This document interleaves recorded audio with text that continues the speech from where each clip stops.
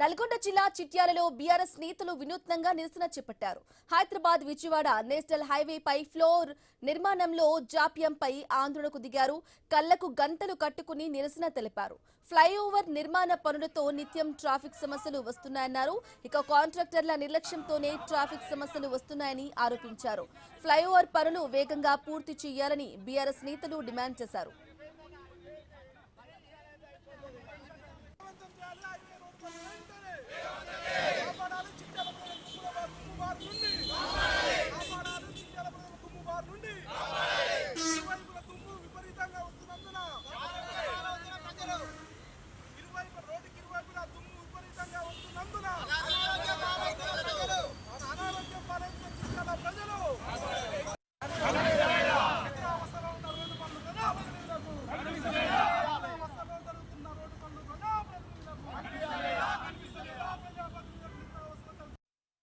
ముసలి వాళ్ళు వృద్ధులు పెన్షన్లు తీసుకోవడం కోసం రోడ్డు అవతల పెన్షన్లు ఇచ్చే పాయింట్ ఉన్నది.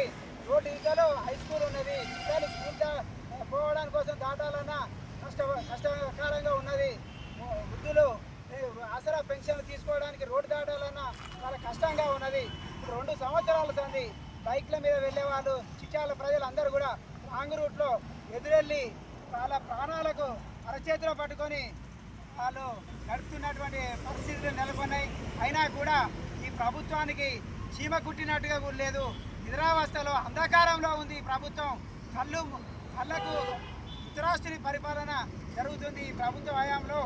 కాబట్టి స్థానికంగా ఉన్నటువంటి నాయకత్వం దీనిపైన శ్రద్ధ చూపి ప్రజలకు త్వరగా ఈ బ్రిడ్జి పనులు అందుబాటులోకి వచ్చే విధంగా చేయవలసిందిగా మనవి చేస్తుంది.